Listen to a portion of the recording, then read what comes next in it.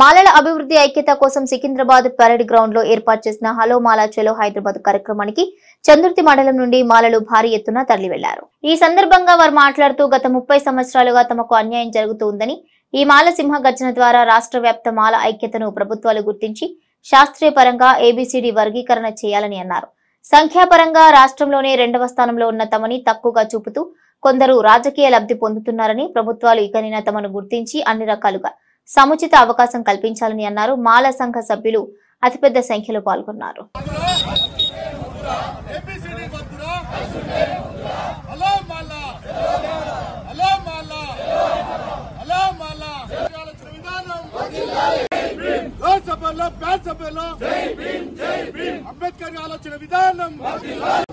Hello మాలా చలో హైదరాబాద్ కార్యక్రమాన్ని చందుర్తి మండలం ద్వారా ఈరోజు పెద్ద ఎత్తున కూడా వేల సంఖ్యలో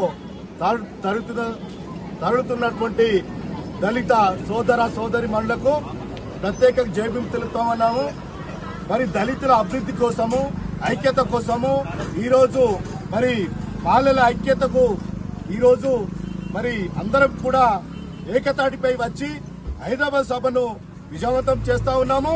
అదేవిధంగా చూసినట్టయితే మరి గత కొన్ని సంవత్సరాలుగా మా పైన కొందరు ప్రోపగండా తయారు చేసి మరి 30 సంవత్సరాలుగా మా మీద అపాయింట్మెంట్ వేసి ఈరోజు మమ్మల్ని ఈరోజు ప్రజలలో మీరు జనాభా లేరని చెప్పేసి మరి వివిధ రాజకీయ పార్టీలకు మరి ప్రోపగండా తయారు చేసి మరి కొందరు మా మీద ప్రత్యేకంగామైనటువంటి ఆలోచన వచ్చే విధంగా చేసిండ్రు.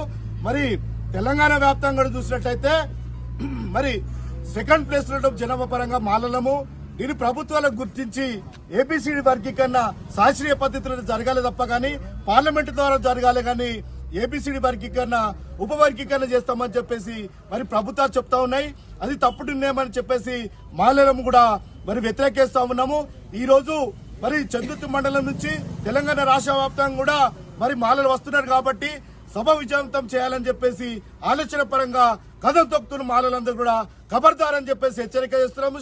వ్యతిరేకులారా, జై భీమ్, జై మాల.